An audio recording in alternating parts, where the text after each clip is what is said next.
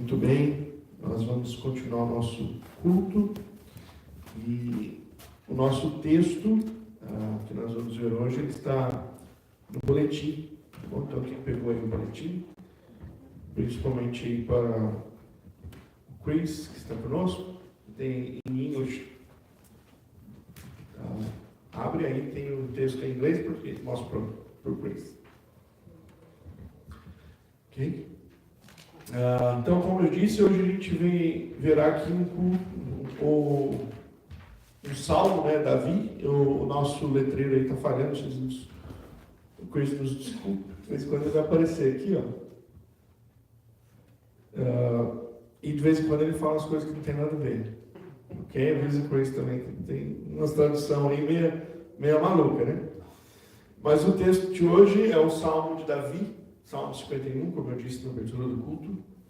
E eu já disse aqui para vocês que um dos grandes problemas que a gente enfrenta hoje em dia, quando a gente vai estudar a Bíblia, é porque as pessoas muitas delas, né, na hora de estudar a Bíblia, não respeitam a interpretação das Escrituras. E para você poder trazer um estudo bíblico ou pregar alguma coisa das Escrituras, você precisa respeitar a interpretação das Escrituras. Há uma coisa que nós estudamos no seminário, uma matéria que chama hermenêutica. E isso também se estuda, por exemplo, em advocacia, né, para você ter senso de interpretar. Então, como você vai interpretar uma lei? Tem uma hermenêutica para interpretar essa lei. Como é que você vai interpretar um texto das Escrituras? Tem uma hermenêutica, regras para que você possa interpretar o texto. E uma das regras que a gente olha na hora de interpretar o texto é para quem aquele texto foi escrito. Então, alguns meses atrás, nós vimos uma carta. Nós estávamos aqui estudando juntos a carta de Paulo aos Efésios. Então, você sabe quem enviou a carta, você sabe para quem que a carta ia. Então, para você entender aquela carta, você precisa entender quem eram os Efésios. Qual igreja que era ela, onde que ela ficava, por que Paulo escreveu, qual é a história de Paulo lá. Então, tudo isso faz parte de você pegar um texto e cuidadosamente estudar esse texto. Muitas pessoas, quando vão palestrar, ou pregar, ou ensinar um assunto da Bíblia, vai lá e pega um texto, tira ele do que a gente chama do seu contexto, e às vezes ensina ele de forma totalmente errada, porque não está respeitando como você deve ensinar as Escrituras. Então as Escrituras, a Bíblia é um livro que tem começo, meio e fim. Tem os autores que foram escritos e tem os destinatários, para quem eles foram escritos. O Salmo, eu falei aqui para vocês já, ele é um compêndio de canções e orações. E eles têm vários autores. Então, para você entender bem o Salmo, o que você precisa saber? Quem escreveu aquele Salmo? Aquele Salmo é de quem? Qual é o objetivo daquele Salmo? Eu falei aqui na semana passada com vocês que tem o Salmo de degraus. Né? Vocês lembram? O Salmo de degraus eram salmos que são escritos para as pessoas irem ao templo e eles iam cantando. Então, imagine uma família que sai lá de... onde que... Quem mora mais longe aqui? Somos nós, de Murzo? Você mora em Murzo também, né? Sai lá. Você quantos minutos? Concord, 30? 30, hoje uns 35. Então, Concord. Essa é uma de Concord. Estava falando hoje com a Samara, né? A gente estava no carro quentinho lá e tal, aquecendo, um pouquinho tremendo ainda.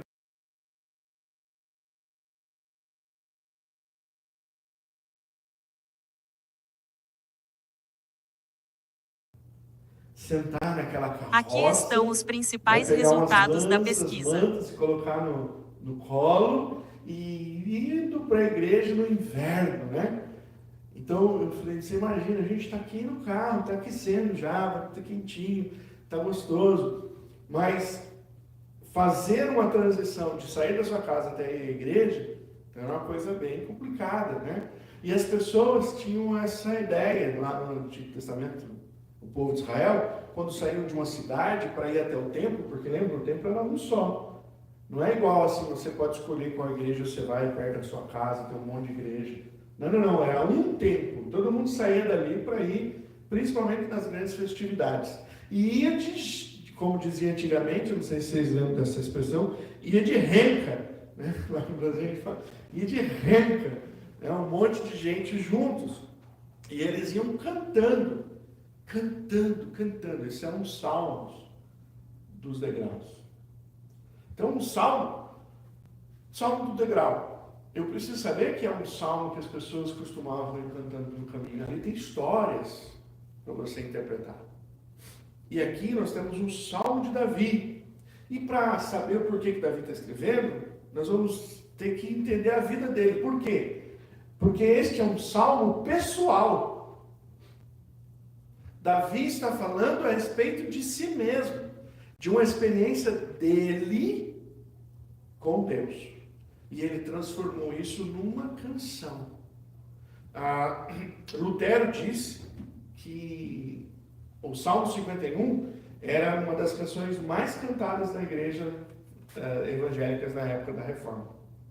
Salmo 51. Eram isso que eles cantavam. Então, por que eles cantavam isso? Nós vamos descobrir hoje. Então, para você lembrar, você deve saber já, por exemplo, que Davi era um dos filhos de Jessé. Como é que a gente sabe disso? Quando ele foi escolhido rei, Samuel foi até a casa dele, pediu para falar com um dos filhos de Jessé, chamou lá a filhinha. Samuel dizia, não é esse. Acabou a fila, ele olhou para Jessé e disse, não tem mais filho? Ah, tem um sim, tem mais um. Esqueci. Está lá no pasto com as ovelhas. Vou mandar chamar o meu ruivinho. Aí chama lá o galego, chega, e aí Deus diz para Samuel, esse é o rei de Israel. Então nós sabemos que Davi era um entre muitos filhos de Jessé. Davi era pastor de ovelhas no rebanho do pai. Davi era músico. A Bíblia diz que ele era tocador de harpa. Ele era um homem do louvor. Ele ficava tocando lá para as ovelhinhas, né? O público dele não era muito legal. Eram ovelhinhas. Mas ele lá ficava tocando para as ovelhas, adorando a Deus. Davi era um homem corajoso. A Bíblia diz que ele defendia as cabras do seu pai, os novilhos, com a sua própria vida. Ele encarava leões e ursos. Ele diz isso. Quando ele vai lutar contra Golias, ele diz, pode deixar que eu já encarei leão e urso. Isso aí para mim não tem problema não. Ele era um homem corajoso. Davi foi escolhido por Deus para ser um novo rei no lugar de Saul. Por isso, Davi foi perseguido por Saul. Se você ler a história de Davi, você vai ver que a maioria da história dele era vivendo no meio do deserto, nas montanhas, se escondendo, correndo, Saul atrás, e Davi, vamos embora. O homem está vindo com o exército, vamos nos esconder. Davi sofreu. Davi também era um rei aclamado pela multidão. Saul ficou com raiva de Davi porque inventaram uma musiquinha, que era mais ou menos assim, musiquinha de quinta série, né? Saul matou milhões, Saul matou milhares, e Davi milhões e milhões. Aí o rei falou, peraí, vocês estão cantando que ele é melhor do que eu. Não pode. Saul ficou irritado, porque Davi era popular. Davi era o cara. Foi por isso que Saul ficou bravo. O Davi era um camarada envolvido com Deus. Ele estendeu o reino. Ele era um guerreiro. Ele se tornou rei sobre todas as nações ao redor dele. Ele ganhou várias nações. Ele era um homem forte. Ele era um homem determinado. E quando Davi se enriqueceu, tinha vários reinos, tinha muita fortuna, Davi teve um probleminha. Ele se esqueceu de Deus. Ele deu uma escorregada, ele se esqueceu da lei. E talvez Davi foi cutucado por uma coisa que todos nós temos que tomar muito cuidado, chamado orgulho. Sabe o apóstolo Paulo, o homem que escreveu a maioria das cartas do Novo Testamento? O apóstolo Paulo era um homem tão de Deus, que a Bíblia diz que muitas vezes as pessoas iam pedir para ele orar, e ele não podia ir onde as pessoas estavam. As pessoas dizem, o texto bíblico diz que as pessoas pegavam um lenço do apóstolo Paulo. Um lenço dele. E levava até onde estava uma pessoa enferma e colocava um lenço do apóstolo Paulo sobre essa pessoa, e essa pessoa era curada. Deus era muito presente na vida do apóstolo Paulo. Mas ele tinha um problema. E ele chama esse problema de espinho na carne. Ele fala, eu várias vezes orei a Deus para tirar isso de mim, que isso dói. Já ficou com espinho na carne? Às vezes é pequenininha assim, né? Uma ferpinha, e parece que todo o seu corpo está com atenção ali, né? Eu não sei o que era, mas o apóstolo Paulo disse que aquilo incomodava. E ele orou ao Senhor. E por 3 vezes Deus disse para ele, não vou tirar. Eu vou deixar isso aí esbofetear você, para que o seu coração não se orgulhe. Olha o cuidado de Deus com o apóstolo Paulo, para que ele não fosse machucado ou tocado pelo orgulho. Davi provavelmente deixou o orgulho entrar. E ele se sentiu maior do que todas as coisas. E quando o orgulho entra, às vezes a gente se sente maior do que Deus, do que as coisas que Deus remete. E aí Davi entendeu que ele podia, por exemplo, cair em tentação e causar um problema grave. Certo dia ele estava andando pelo seu palácio, na beira, ele devia estar na guerra, mas aí ele tirou uma semana de, como é que é? O break lá das férias, de Spring Break, tirou uma semaninha lá, para ficar em casa. Aí ele estava andando e de repente bateu um olho, pegou um binóculo, rapaz, tem uma mulher ali tomando banho. Deu uma outra olhada, ela é bonita. Deu uma outra olhada, está usando da Vênia, da Dove. Quem é? Mandou o guarda dele e falou, quem é aquela mulher bonita que está tomando banho? Ele já tinha várias mulheres. Ele tinha rainhas e concubinas. E ele foi olhar para uma mulher que estava lá tomando banho. Quando chegou a notícia, disse, então, rei, a mulher que o senhor viu, bonita mesmo. Mas ela é a mulher do teu amigo Urias, que está na guerra. O que Davi tinha que fazer aí? Acabou o assunto. Chama ela lá para tomar um chá comigo. A mulher veio, a pedido do rei, e o rei, Davi, toma essa mulher para ele, adultera. A mulher engravida, ele fala, e agora lascou. Já viu aquele memezinho? Que você manda a figurinha no WhatsApp? Tem um menininho que bate a música. Agora lascou? Esse foi tirado de Davi, agora lascou. O que Davi vai fazer? Tem uma brilhante ideia. Eu sou rei, eu posso tudo. Manda chamar Urias para mim lá das tropas. Fala que eu estou chamando ele. Urias chegou, mandou Urias tomar banho, deu um banquete para Urias, pegou o melhor vinho. Urias, conta como é que está a guerra. Ô, rapaz, você é meu amigo, hein? Urias, agora é o seguinte, Urias. Já jantamos, vai para sua casa e tenha lá uma noite com a sua esposa. Depois você vai voltar para a guerra. O que Urias fez? Urias chegou, falou para a mulher dele, vou dormir no sofá. Hã? Eu não sou digno de ter uma noite com você. Os meus amigos, os compatriotas estão lutando na guerra. E eu aqui, com o Spring Break, com o meu rei. Agora eu vou ter uma noite com você? De jeito nenhum. Dormiu no sofá. Betseba pagou, pegou o celular, passou um texto da vida. Deu ruim. Ele dormiu no sofá.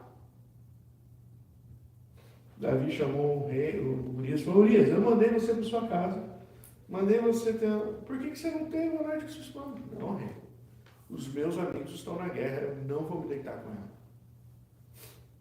Aí de novo a mãozinha no meio de Davi, agora lascou. O que eu faço para resolver isso? Eu sou o rei. Tenho outra ideia. Mandou uma carta pelo Urias, selado. Urias não podia abrir. Sabe o que estava escrito na carta? Ao chefe de Urias na guerra? A carta dizia, ponha Urias na frente da batalha para ele morrer. Eu sou o rei. Urias levou a sua sentença de morte, entregou para o dono da batalha, foi para a frente da guerra, morreu. Qual a ideia brilhante de Davi? Agora vocês vão ver o que é um rei bom. Chorou por Urias, mandou chamarem a viúva de Urias e disse: olha como eu sou bom, agora eu vou assumir a viúva e ela é rainha. Cara, um aplauso. Que rei fenomenal. Que rei fantástico. Imagina como o povo falou lá nos botecos lá de Jerusalém. Você viu que rei que a gente tem? O cara é bom, hein? O cara deixou a mulher do cara passar necessidade, não. Fez ela se tornar rainha. Isso é que é rei, que cuidado. Contudo, em todo esse momento, Davi estava pecando com adultério, com mentira, com traição ao seu amigo e com parceria no assassinato. Essa é a história de Davi. Só que Davi achou que ninguém viu. Não é assim que a gente pensa? Ninguém viu. Isso é enredo de filme. Ninguém saiu por cima. Sabe o pessoal lá em Brasília, que faz trambicagem? Ninguém viu. Ninguém nunca vai descobrir isso. Ninguém nem vai saber que isso aconteceu. Nós saímos por cima. Mas aí um camarada chamado Natan, profeta de Israel, chega para Davi e diz: Davi, tem uma conversa com você. Deixa eu contar uma história, Davi, rapidinho. Tinha um homem que tinha 1000 ovelhas. 1000. E o vizinho dele tinha uma ovelha, Davi. Davi, você não acredita o que aconteceu, Davi? A ovelhinha do cara atravessou a cerca, passou para o lado dele que tinha 1000. Sabe o que esse cara fez, Davi? Ele pegou a ovelha do vizinho, matou e fez um churrasco, Davi. Davi ficou irado, Davi pulou e disse: esse homem tem que morrer hoje. Natan disse: esse homem é você, Davi. Quando foi que eu peguei a ovelha? Estou lembrado dessa história. Davi, você tem mulheres, concubinas. O seu amigo Urias só tinha uma esposa. Você matou Urias para pegar essa mulher. Davi disse: sou eu esse homem, eu mereço a morte. Eu mereço morrer. E aí é nesse momento que Davi escreve o Salmo 32 que lemos e o Salmo 51, que eu quero convidar você para ler. Vamos ler? Vamos pensar como Davi escreveu o Salmo? Compadece-te de mim, ó Deus, segundo a tua benignidade. Segundo a multidão das tuas misericórdias, apaga as minhas transgressões. Lava-me completamente da minha iniquidade, purifica-me do meu pecado. Pois eu conheço as minhas transgressões, e o meu pecado está sempre diante de mim. Pequei contra ti somente fiz o que é mal aos teus olhos, de maneira que serás tido por justo no teu falar e puro no teu julgar. Eu nasci na iniquidade, e em pecado me concebeu minha mãe. Eis que te agradas da verdade, no íntimo, no oculto me fazes conhecer a sabedoria. Purifica-me com esopo, e ficarei limpo. Lava-me, e ficarei mais alvo do que a neve. Faz-me ouvir júbilo e alegria, para que exultem os ossos que esmagaste. Esconde o teu rosto dos meus pecados, e apaga todas as minhas iniquidades. Cria em mim, ó Deus, um coração puro, e renova dentro de mim um espírito inabalável. Não me lances fora da tua presença, nem me retires o teu Santo Espírito. Restitui-me a alegria da tua salvação e sustenta-me com um espírito voluntário. Então ensinarei aos transgressores os teus caminhos e os pecadores se converterão a ti. Livra-me dos crimes de sangue, ó Deus, Deus da minha salvação, e a minha língua exaltará a tua justiça.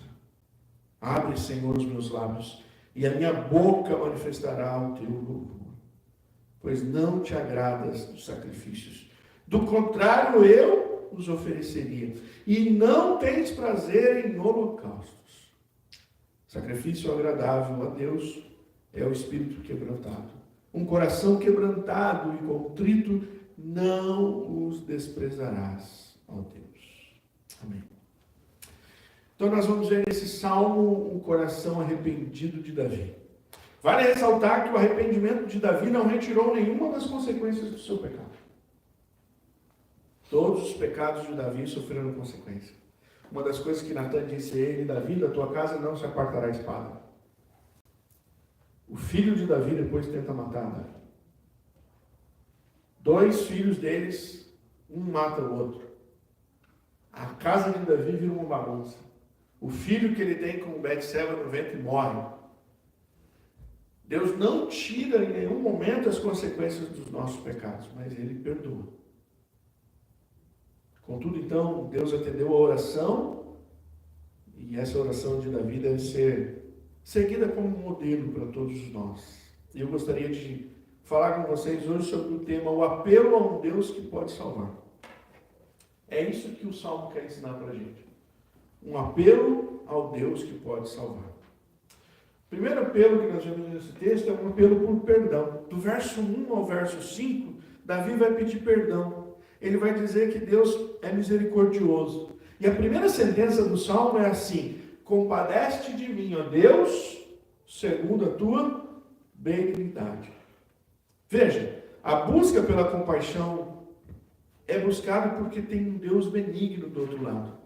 Davi está diante de Deus, chega diante de Deus e ele diz assim: pisei na bola, eu sei que eu errei, mas eu sei que o Senhor é misericordioso.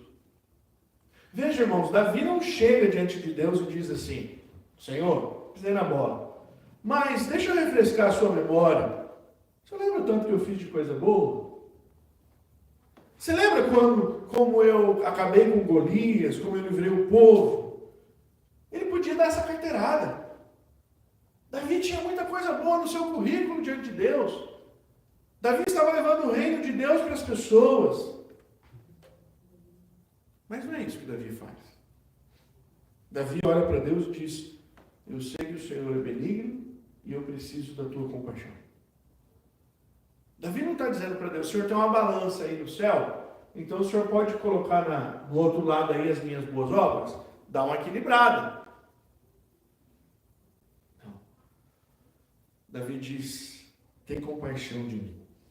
A segunda sentença do Salmo é: segundo a multidão das tuas misericórdias, apaga as minhas transgressões. Eu gosto muito de um texto que diz assim: as misericórdias do Senhor são a causa de não sermos consumidos. Davi sabia qual era o Deus que ele buscava, era um Deus de misericórdia.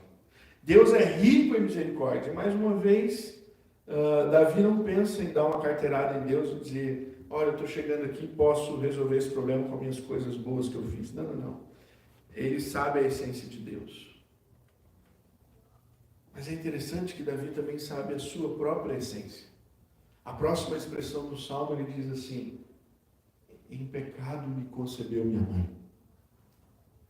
Davi sabe que não é só o problema deles ter um pecado feio com Betseba.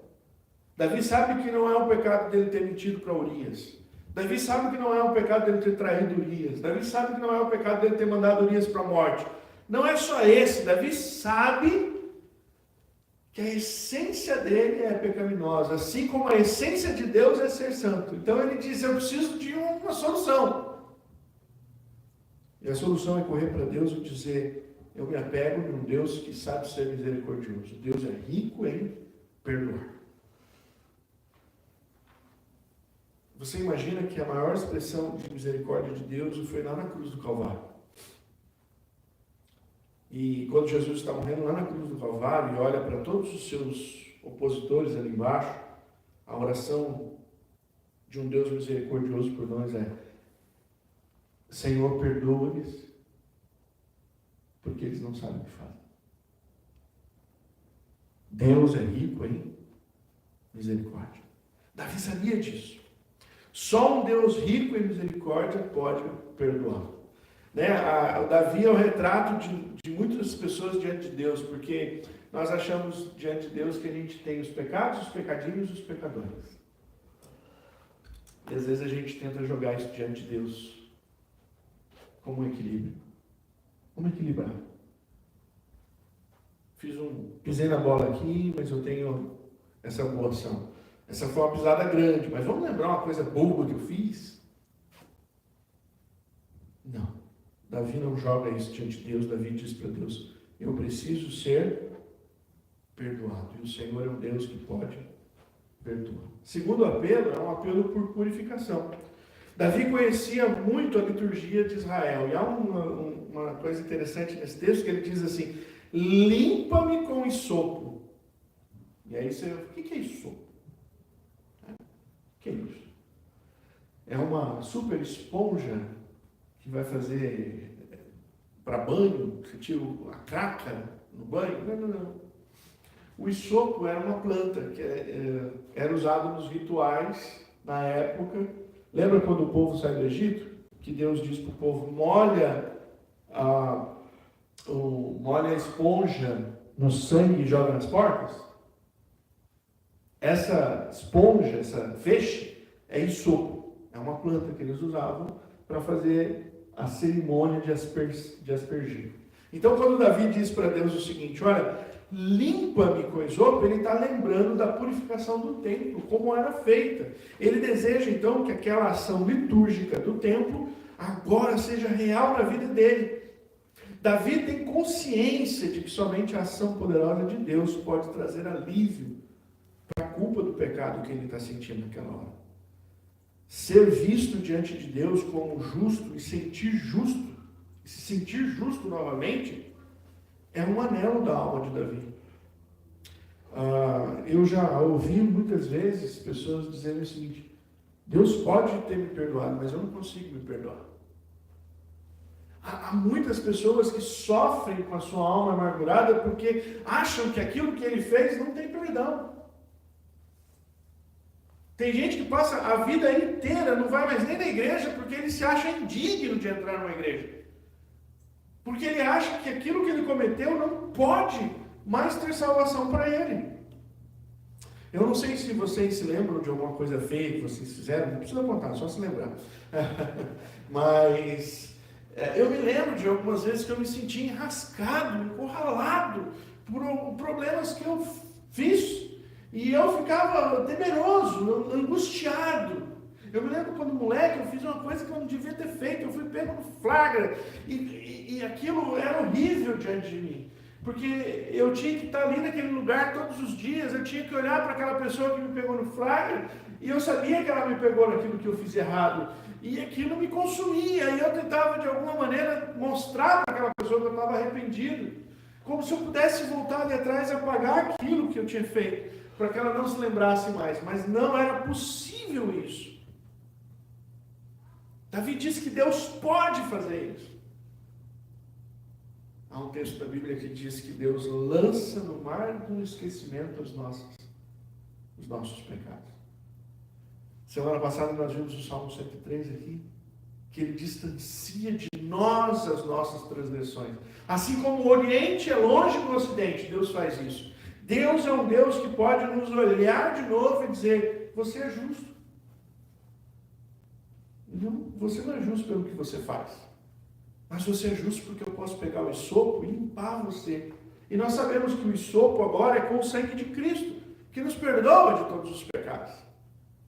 Que é capaz de tornar um homem justo diante de Deus. Davi estava envolvido demais nas coisas desta vida. E ele se afastou de Deus. E agora ele está dizendo para Deus: olha, eu preciso ser purificado. Sabe quando você se suja? Eu lembro quando eu era menino, eu gostava de jogar futebol com os meus amigos. Em cima de casa tinha um campão de terra. Sabe qual era a época que a gente mais gostava de jogar? na chuva. Era uma delícia jogar bola na chuva. Não dava jogo, porque uma vez era uma corrida e a gente voltava de barro do último fio do cabelo até a unha do dedão do pé. Lambuzado de barro. Sabe o que minha mãe falava assim para mim? Nem ouse entrar aqui dentro. Vai pro tanque. Então, depois de tomar aquela lamaceira, eu tinha que ir pro tanque, pegar uma mangueira, um balde, e tirar aquilo de mim, para eu poder de novo estar apto a entrar em minha casa. Quando a gente chega diante de Deus, a gente chega assim, como um menino cheio de lama. E aí Deus diz, ops, isso aqui não. Está feio a coisa. Você precisa de um tratamento. Davi sabe que ele precisa desse tratamento. E todos nós conhecemos que esse tratamento é Cristo. É Jesus quem afastou esse problema. É Ele quem nos limpa. Por isso João diz, se nós confessarmos os nossos pecados, Ele é fiel e justo para nos perdoar os pecados e nos purificar de toda injustiça. É Cristo quem nos leva para o tanque, gente. Davi sabe disso aqui. Ele entendeu o recado. E aí ele vai falar para Deus o seguinte, muda a minha situação. Eu preciso ser purificado porque eu preciso ser transformado. Davi entendia que ele estava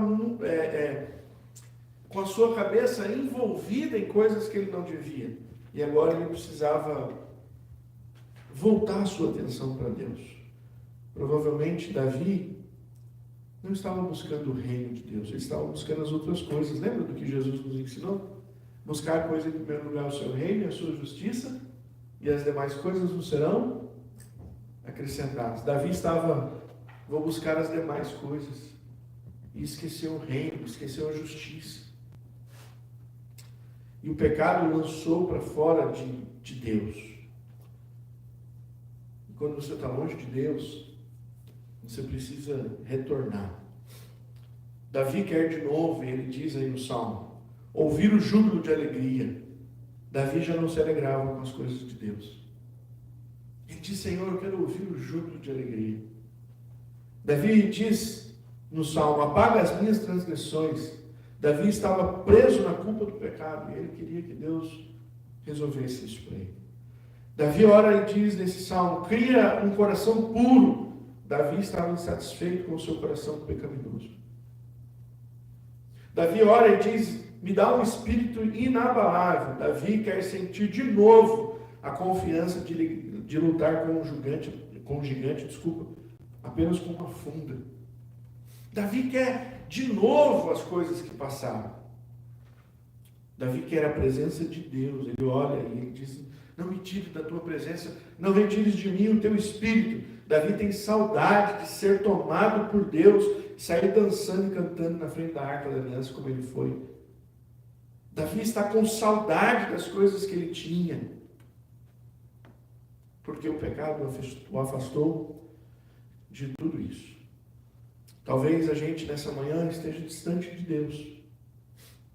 Talvez a gente esteja envolvido com coisas desta vida, sentindo falta da presença dEle, sem vontade de adorar a Deus, sem vontade de servir a Deus, sem vontade de ter de novo essa comunhão com Ele, sem vontade de experimentar das experiências espirituais que Ele pode nos dar.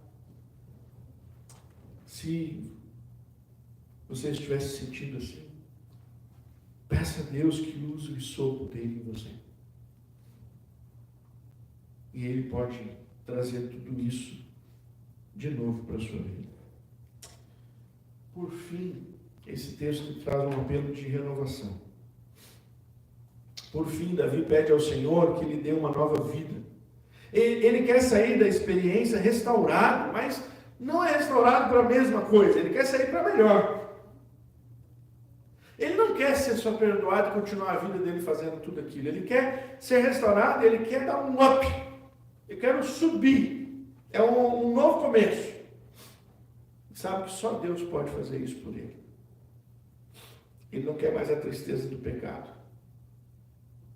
Então ele ora e diz, que ele quer uma nova vida com a alegria da salvação. Se fosse uma leitura aqui do Apocalipse, provavelmente nós poderíamos dizer que ele quer reencontrar o novo amor lá como a igreja de Éfeso. Eu quero encontrar um novo amor, eu quero sentir de novo. Ele diz, Senhor, faz isso, porque no versículo 13, se o Senhor fizer isso, ele diz, eu quero compartilhar isso com os outros. Eu me lembro que uma das primeiras coisas que eu fiz quando eu me converti, eu cheguei em casa, depois de algumas semanas orando, com medo, frio na barriga. Eu fui colocar minha mãe e meu padrasto no sofá, porque eu queria falar para eles de Jesus. Quando eu via as pessoas nas ruas, eu falava assim, elas precisam saber do que eu sei. Elas precisam ouvir do amor da cruz como eu ouvi. Davi disse, eu quero isso de novo. Eu quero sentir de novo isso. Eu quero falar para as pessoas a respeito disso. Senhor, me perdoa, me restaura, mas é para uma coisa maior do que eu estou vivendo hoje. Eu não quero só viver o que eu estou vivendo hoje. Davi ora, Senhor, eu não quero mais ser um sanguinário.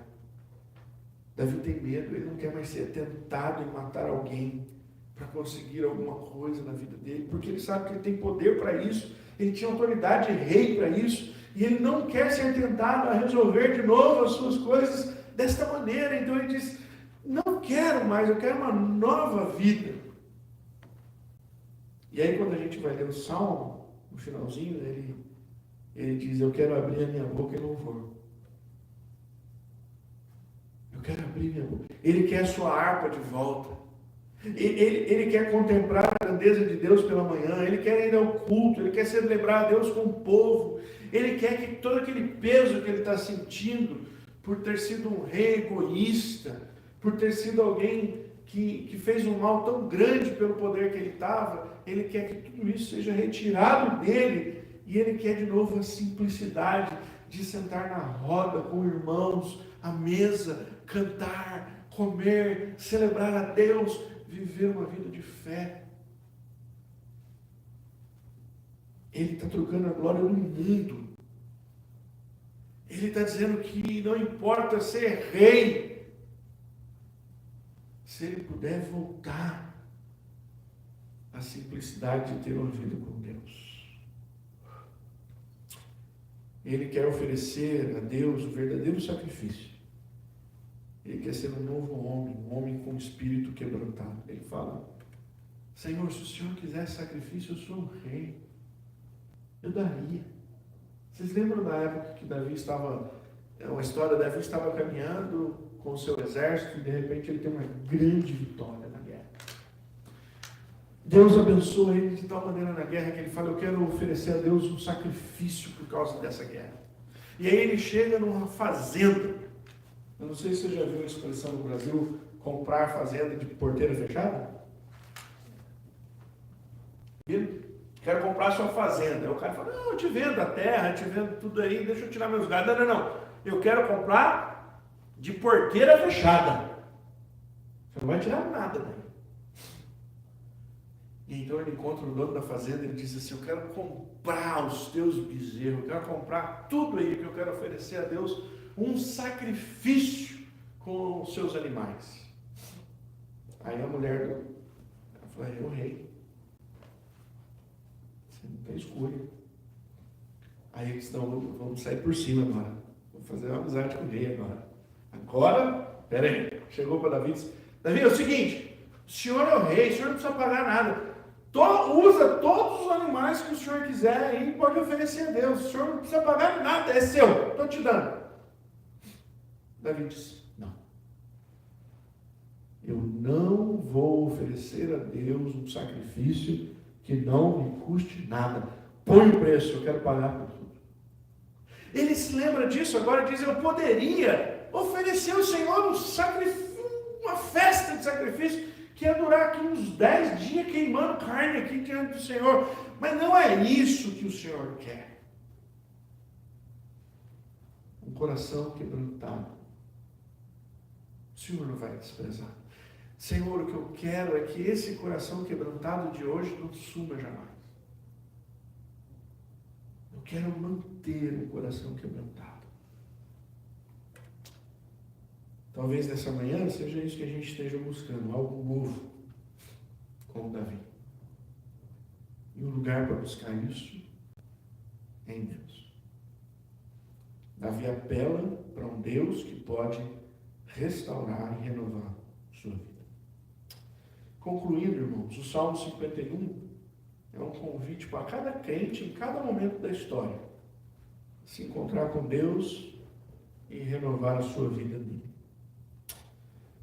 Deixando no altar dele os seus pecados e recebendo dele perdão, purificação e renovação. Não há outro lugar onde a gente possa encontrar perdão, purificação e renovação, senão em Deus. Davi tem uma grande história para mostrar para nós do que Deus fez com ele e o que ele quer fazer conosco por meio de Cristo Jesus. Então, se hoje você precisa de perdão, Deus quer te dar perdão. Se você precisa de purificação, Deus pode te dar a purificação. Se você precisa de renovação, Deus pode fazer isso por você. Davi foi um antes desse episódio e foi outro depois de ter lembrado e confessado isso diante de Deus. A coragem de Davi, que eu falei no começo do culto, de falar com Deus, mudou a vida dele. E nós temos a mesma oportunidade todos os dias de chegar diante de Deus arrependidos e buscar em Deus perdão, purificação e renovação para as nossas vidas. E eu quero convidar você a fazer isso nessa manhã. Curva a sua cabeça, feche os seus olhos e ore a Deus.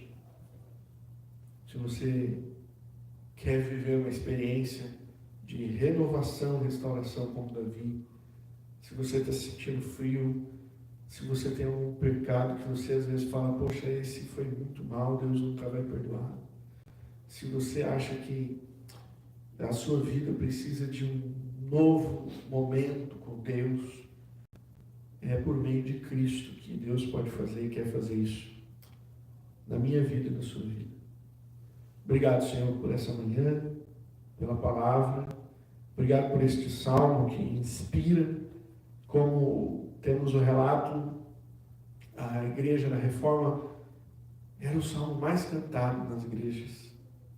As pessoas celebravam a sua misericórdia.